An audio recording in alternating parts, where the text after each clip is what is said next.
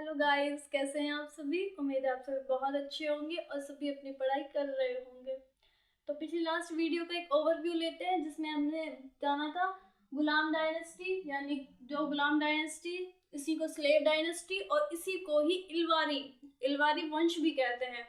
और जो slave dynasty है, इसके जो फाउंडर होते हैं वे कुतुबुद्दीन ऐबक होते हैं। कुतुबुद्दीन ऐबक है वह मोहम्मद गोरी का गुलाम हुआ करता था और मोहम्मद गोरी का गुलाम हुआ करता था, जिसने भारत का जो साम्राज्य है वह कुतुबुद्दीन ऐबक को दे दिया था। उसी ने दिल्ली सल्तनत पर एक डायनेस्टी यानी एक वंश की स्थापना की, जिसे हम कहते हैं गुलाम वंश। जो कुतुबुद्दीन ऐबक है 1210 में पोलो या चौगान खेलते टाइम घोड़े से गिर जाता है और इसकी मृत्यु 1210 ईस्वी में हो जाती है। इसके बाद गुलाम वंश का अगला शासक बनता है इल्तुतमिश।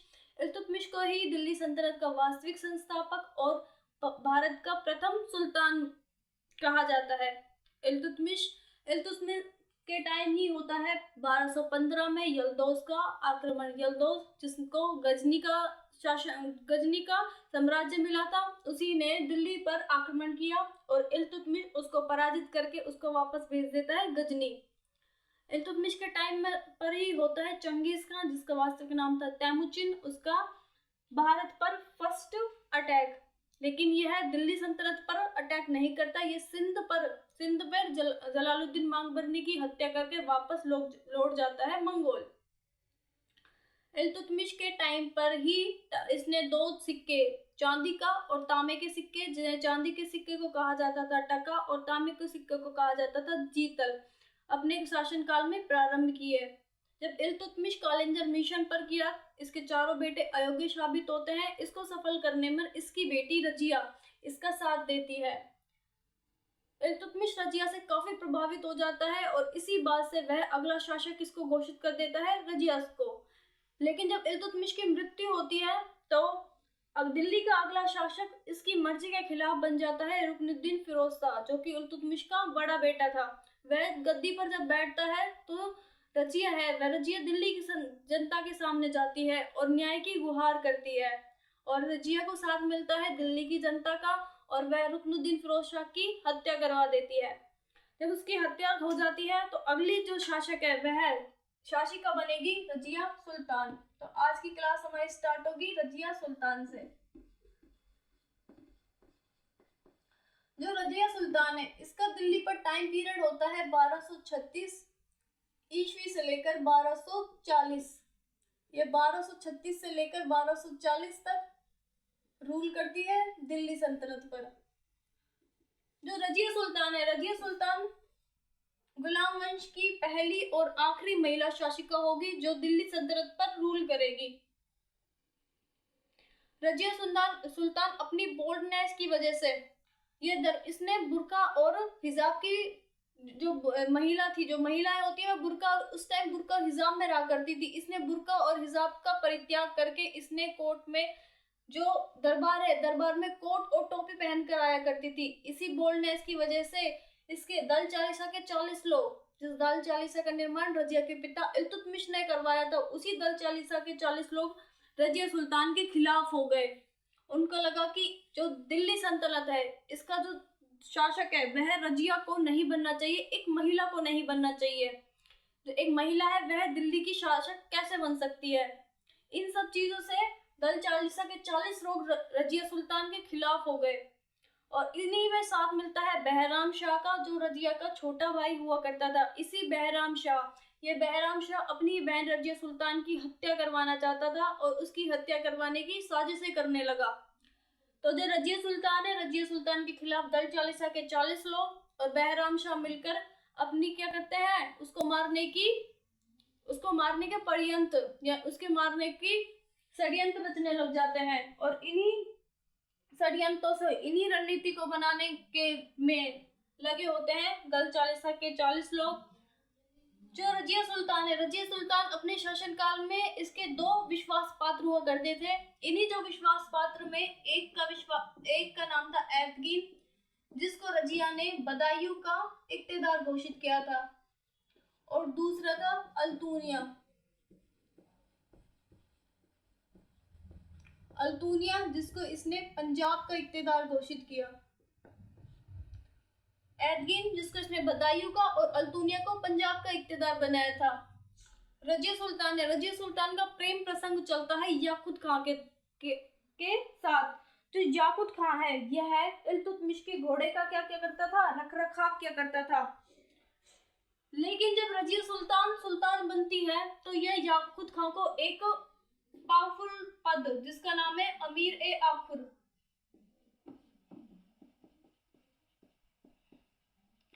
जब रजिया सुल्तान बनेगी तो यह याकुत खां को अमीर ए आखुर का महत्वपूर्ण पद सौंप देती है।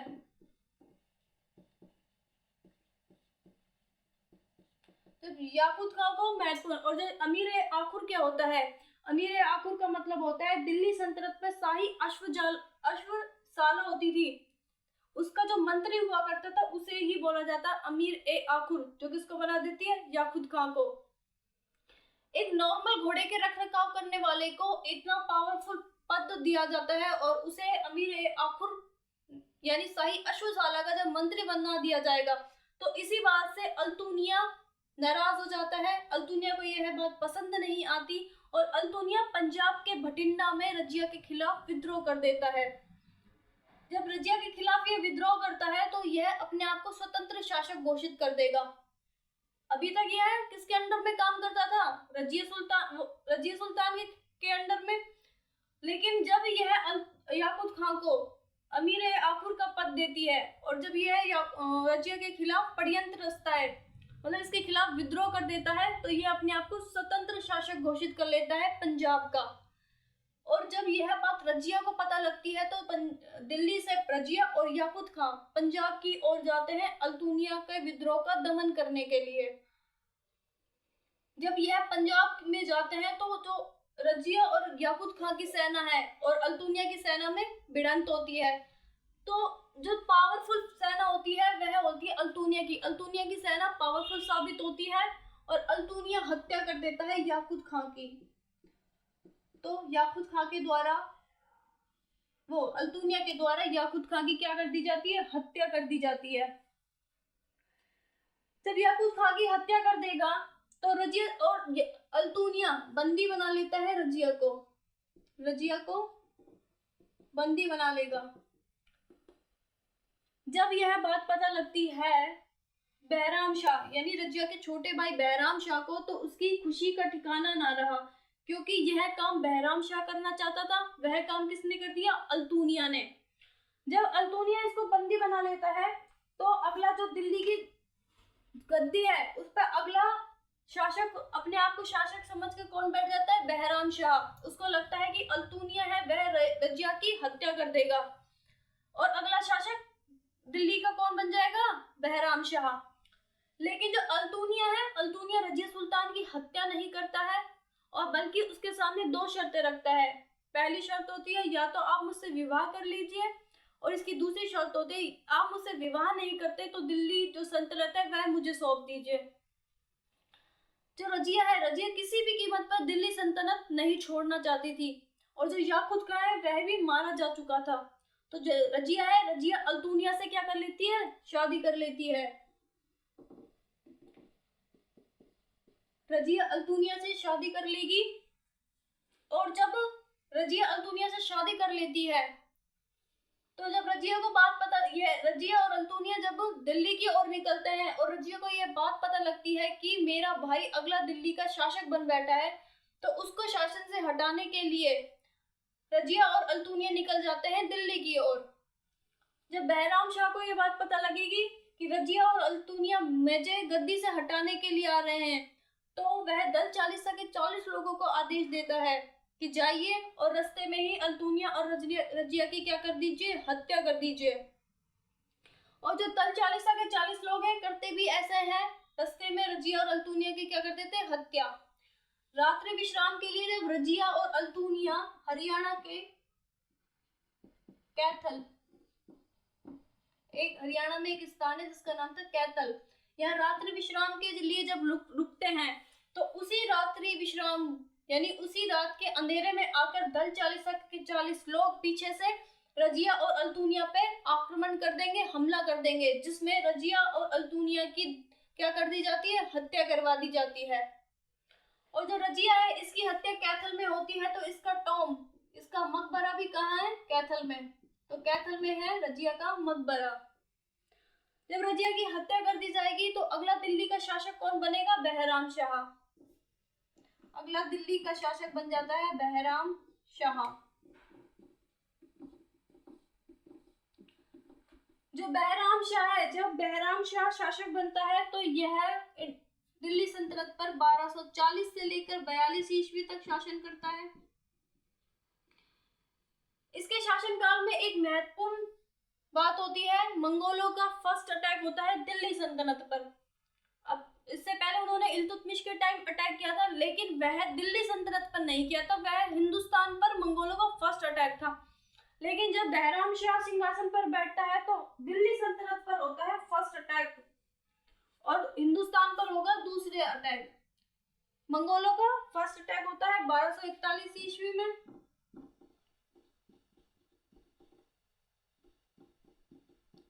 मंगोलों का फर्स्ट अटैक दिल्ली सल्तनत पर, ठीक है। जब बहराम शाह शासन पर बैठेगा तो यह एक महत्वपूर्ण पद, जिस पद का नाम है नायाब ए मुमलकात।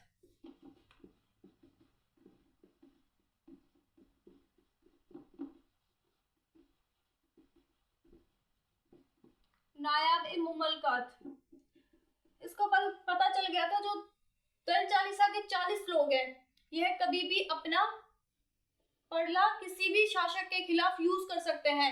जो दल चालीसा के 40 लोग हैं, इनकी जो शक्तियां हैं उनको नियंत्रित करने के लिए इसने उन्हीं के ऊपर एक महत्वपूर्ण पद बनाया जिसे बोला जाता है नायाब ए मुमलकात। और नायाब ए मुमलकात पद किसको देता है, एतकीन को, जो कि रजिया का क्या होता है, वफादार होता है, और यह इक्तेदार होता है बदायूं को, बदायूं का।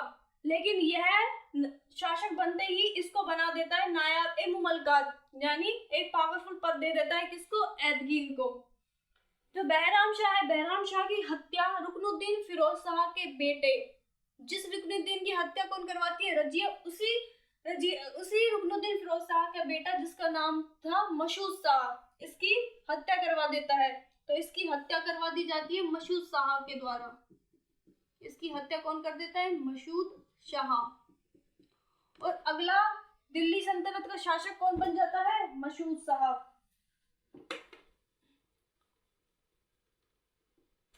अगला दिल्ली का शासक बनेगा मशहूद शाह, और इसका जो रूलिंग पीरियड होगा वह होगा 1242 से लेकर 46, यानी 1242 से लेकर 1246 तक यह दिल्ली सल्तनत पर रूल करेगा। जो मशहूद शाह है, मशहूद शाह, इसकी जो हत्या है वह किसके द्वारा करा दी जाएगी, नसरुद्दीन के द्वारा। इसकी हत्या करवा दी जाती है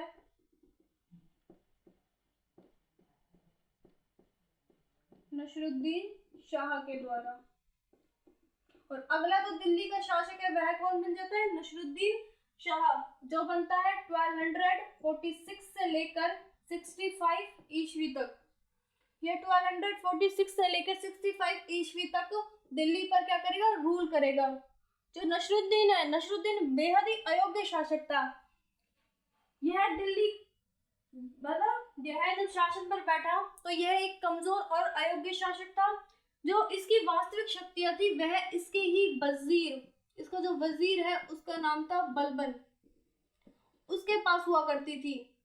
नाम का शासक था नसरुद्दीन, जो उसकी असली जो शक्तियां थी वह किसके पास थी, बलबन के पास। जो बलबन है इसको इसने एक उपाधि दी थी, एक टाइटल दिया था, उस उपाधि का नाम क्या है, उलुग खां। यानी नसरुद्दीन के द्वारा अपने वजीर बलबन को एक उपाधि दी गई थी, उस उपाधि का नाम है उलुग खां। जो नसरुद्दीन है, जितने भी महत्वपूर्ण फैसले लिए जाते थे वह सब फैसले लेता था बलबन। इतिहासकार कहते हैं कि जो बलबन है इसने दिल्ली सल्तनत पर 20 साल तो क्या 20 साल तो वजीर बनकर और 20 साल शासक बनकर क्या क्या शासन किया है। जब नसरुद्दीन है, नसरुद्दीन की जब मृत्यु हो जाती है, तो जब इसकी मृत्यु हो जाएगी तो अगला शासक कौन बनेगा, बलबन। और एक जब बलबन अगला शासक बनता है गुलाम वंश का, तो यह एक नए नाम के साथ गुलाम वंश का शासक बने, जिसे हम जानते हैं गयासुद्दीन बलबन के नाम से। तो अगला शासक बनता है गयासुद्दीन बलबन। जो गयासुद्दीन बलबन है, यह गुलाम वंश का सबसे क्रूर शासक होता है, सबसे अत्याचारी शासक होता है, जिसने क्या दिल्ली पर लौह और रक्त की नीति अपनाई थी। जो गयासुद्दीन बलबन है, इसका जो दिल्ली सल्तनत पर टाइम पीरियड होगा वह 1265 से लेकर 87 तक होगा। यह दिल्ली पर रूल करेगा। जब गयासुद्दीन बलबन है, जब गयासुद्दीन बलबन सुल्तान बनता है, तो यह एक जिल-ए-इलाही, जिल-ए-इलाही जिसका मतलब होता है खुदा की परछाई। ये अपने आप को क्या बोलता था, खुदा की परछाई अपने आप। और इसका मानना था जो इस्लाम धर्म के फाउंडर कौन थे, हजरत मोहम्मद साहब। यह अपने आप को हजरत मोहम्मद साहब का उत्तराधिकारी मानता था। जो गयासुद्दीन बलबन है, गयासुद्दीन बलबन जब दिल्ली सल्तनत पर बैठा तो इसने दिल्ली में लौह व रक्त की नीति अपनाई, रक्त की नीति अपनाई। गयासुद्दीन बलबन ने एक सिजदा और पायबोश, सिजदा व पायबोश की प्रथा प्रारंभ की। सिजदा क्या होता है, सिजदा का मतलब होता है जो सुल्तान है, सुल्तान के सामने घुटनों के बल बैठकर अपना सर झुकाना, उसी को बोला जाता है सिजदा। और पायबोश का मतलब होता है सुल्तान के सामने उसके झुककर उसके पैरों को चूमना, यानी उसको कहते हैं पायबोश। इसने सिजदा और पायबोश की प्रथा प्रारंभ की, लेकिन इसको प्रतिबंधित कौन करेगा, इसको प्रतिबंधित करेगा शाहजहां। लेकिन पूर्ण रूप से प्रतिबंधित कौन करेगा, पूर्ण रूप से प्रतिबंधित वह करेगा औरंगजेब।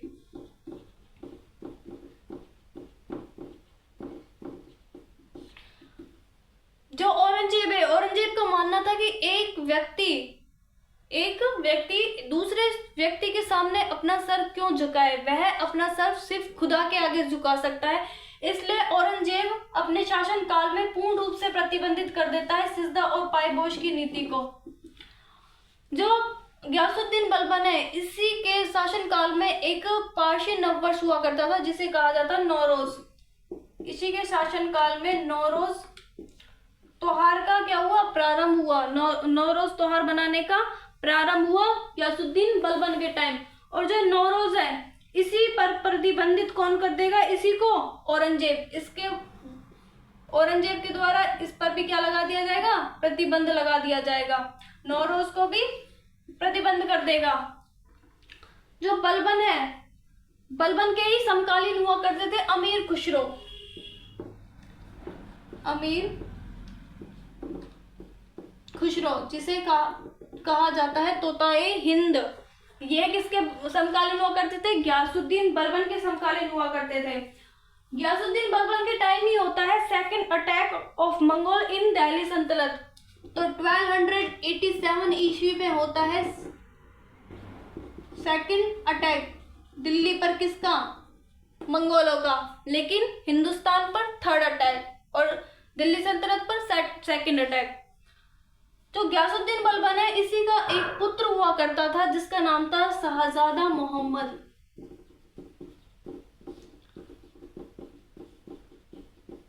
जो शाहजादा मोहम्मद है वह इक्तेदार हुआ करता था किसका, पंजाब का।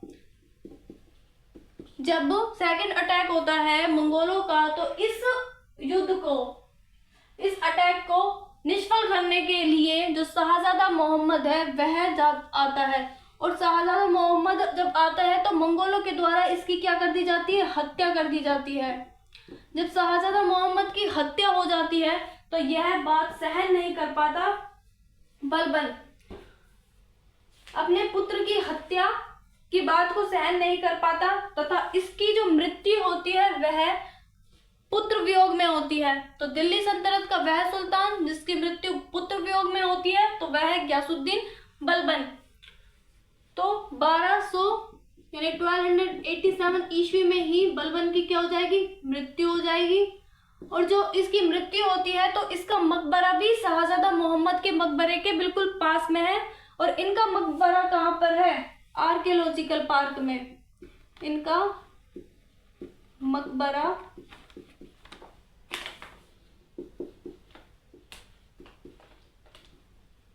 आर्कियोलॉजिकल पार्क, और ये आर्कियोलॉजिकल पार्क कहाँ पड़ता है, ये आर्कियोलॉजिकल पार्क है दिल्ली में।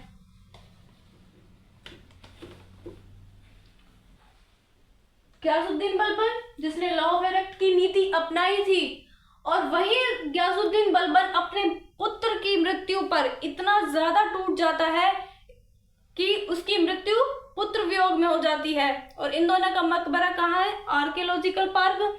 आर्कियोलॉजिकल पार्क कहाँ है, दिल्ली में। जब गयासुद्दीन बलबन की मृत्यु होती है तो इसका जो पुत्र है उसकी मृत्यु हो जाती है। तो जो गयासुद्दीन बलबन के बाद अगला दिल्ली का जो शासक बनेगा वह बनेगा इसका बड़ा पोता। तो गयासुद्दीन बलबन के बाद दिल्ली का अगला शासक बनता है केकुबाद। और जो केकुबाद है ये दिल्ली पर 3 साल शासन करेगा। जो केकुबाद है ये बेहद ही अयोग्य शासक होता है। तो नेक्स्ट रूलर होगा केकुबाद, और यह दिल्ली पर शासन करता है 3 साल के लिए, यानी 1287 से लेकर 90 ईस्वी तक। अगला जो दिल्ली का शासक होगा वह होगा केकुबाद। जो केकुबाद है ये बेहद ही अयोग्य शासक होता है। तो इसी के टाइम में अफगानिस्तान का एक सरदार हुआ करता था जिस सरदार का नाम था मलिक फिरोज। अफगानिस्तान का एक सरदार जिसका नाम था मलिक फिरोज।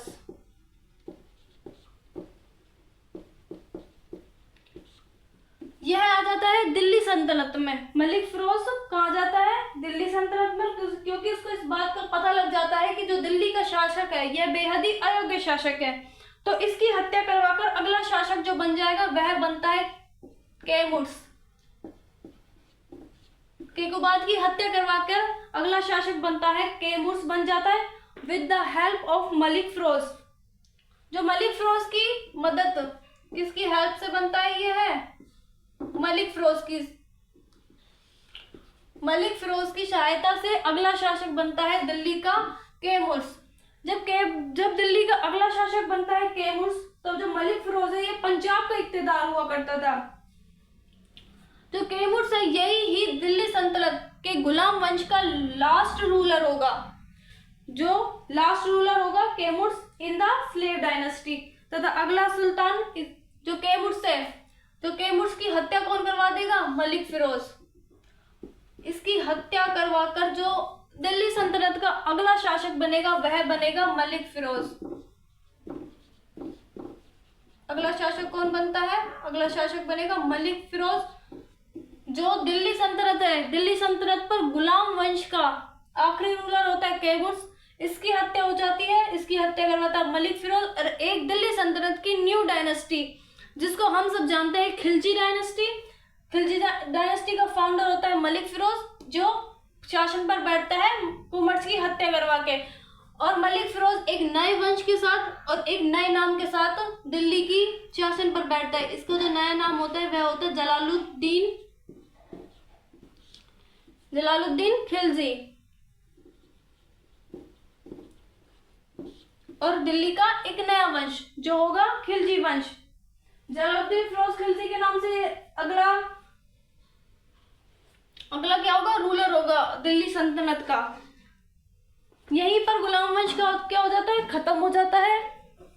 जो गुलाम वंश है, गुलाम वंश में सबसे पहले जो गुलाम वंश का फाउंडर है वह कौन हुआ करता था, गुलाम वंश का फाउंडर होगा कुतुबुद्दीन ऐबक। और उसी कुतुबुद्दीन ऐबक के द्वारा गुलाम वंश की स्थापना की जाती है और स्थापना करने के बाद 1210 ईस्वी में उसकी मृत्यु हो जाएगी। इसका सेकंड होता है रुकनुद्दीन, इसका सेकंड होगा इल्तुतमिश, जिसने भारत का प्रथम सुल्तान और दिल्ली का वास्तविक सुल्तान कहा जाता है। और उसी इल्तुतमिश के द्वारा दिल्ली सल्तनत पर चांदी और तांबे के सिक्के चलाए जाते हैं। इल्तुतमिश अपने शासनकाल में यल्दौस को क्या कर देता है, पराजित कर देता है और उसको वापस गजनी भेज देता है। इसी के शासनकाल में होता है मंगोलों का फर्स्ट बार हिंदुस्तान पर आक्रमण, जो सिंध से वापस लौट जाते हैं, सिंध से ही वापस मंगोल लौट जाते हैं। लेकिन जब इल्तुतमिश कालिंजर अभियान पर जाता है तो वह रजिया से काफी प्रभावित होता है और अगली सुल्तान घोषित कर देता है अपना उत्तराधिकारी रजिया सुल्तान को। जब रजिया सुल्तान शासन पर बैठेगी तो यही रजिया सुल्तान अपनी बोल्डनेस की वजह से दल चालीसा के 40 लोगों को और अपने भाई को पसंद नहीं आती और वह इसकी हत्या करवा देते हैं। और जो रजिया सुल्तान है, रजिया सुल्तान की हत्या किसके द्वारा हो जाती है, दल चालीसा के 40 लोगों के द्वारा। जो रजिया सुल्तान है, इसके बाद अगला शासक बनता है बहराम शाह और वह दिल्ली की गद्दी पर बैठता है 1240 से लेकर 42 तक। बहराम शाह की हत्या करवा देगा रुकनुद्दीन फिरोज शाह का बेटा, जिसका नाम था मशहूद शाह शासन पर बैठता है और इसकी हत्या करवा देता है नसरुद्दीन। और जो नसरुद्दीन है, यह अयोग्यता के कारण इसकी जो सारी पावर होती है वह होती है बलबन, यानी इसके वजीर जिसका नाम था बलबन, उसके पास। जब नसरुद्दीन मारा जाता है, मतलब नसरुद्दीन की मृत्यु हो जाती है, तो नसरुद्दीन की मृत्यु के बाद जो अगला शासक बनेगा वह बनेगा गयासुद्दीन बलबन। जो गयासुद्दीन बलबन है, यह दिल्ली में लोह व रक्त की नीति अपनाता है। इसी लोह व रक्त की नीति को अपनाकर वह गुलाम वंश का सबसे ज्यादा क्रूर शासक बन जाता है। और उसी गयासुद्दीन बलबन के द्वारा सिजदा और पायगोश की प्रथा प्रारंभ होती है और नौरोज त्योहार मनाना भी किसके शासनकाल में प्रारंभ होता है, गयासुद्दीन बलबन के शासनकाल पर। लेकिन जो नौरोज है और सिजदा और पायगोश है, इसको प्रतिबंधित कर देता है औरंगजेब, और औरंगजेब के शासनकाल में यह सारी प्रथाएं खत्म हो जाती हैं। जो बलबन है, गयासुद्दीन बलबन है, वह अपने पुत्र की मृत्यु का समाचार सहन नहीं कर पाता और उसी वियोग में 1287 ईस्वी में गयासुद्दीन बलबन की मृत्यु हो जाती है। जो मृत्यु के बाद इन दोनों का जो मकबरा है वह कहाँ पे है, आर्कियोलॉजिकल पार्क यानी दिल्ली में है। जब गयासुद्दीन बलबन की मृत्यु हो जाती है तो इसका अगला शासक बनता है इसी का पोता, जिसका नाम है केकुबाद। केकुबाद का जो टाइम पीरियड होता है वह 1287 से 90 तक होता है। इसी केकुबाद के समय अफगानिस्तान में एक सरदार हुआ करता था जिसका नाम है मलिक फिरोज कहाँ, अफगानिस्तान से आ जाता है दिल्ली सल्तनत में। और दिल्ली सल्तनत में यह केकुबाद की क्या करवा देता है, हत्या करवा देता है और अगला गुलाम वंश का शासक बनाता है कैमुर्स। जो कैमुर्स है, यह अगला सुल्तान बनता है with the help of Malik Firoz. जो मलिक फिरोज कैमुर्स की भी हत्या करवा के दिल्ली का अगला वंश प्रारंभ करता है, जिसको हम जानते हैं खिलजी वंश ही दिल्ली सल्तनत का सबसे छोटा वंश होता है। इसका जो टाइम पीरियड होता है वह दिल्ली सल्तनत में सबसे छोटा होगा। और मलिक फिरोज है एक नए नाम से दिल्ली सल्तनत पर सुल्तान बनकर बैठता है, जिसका नाम है जलालुद्दीन खिलजी, और एक नए वंश के साथ, और इस वंश का नाम है खिलजी वंश।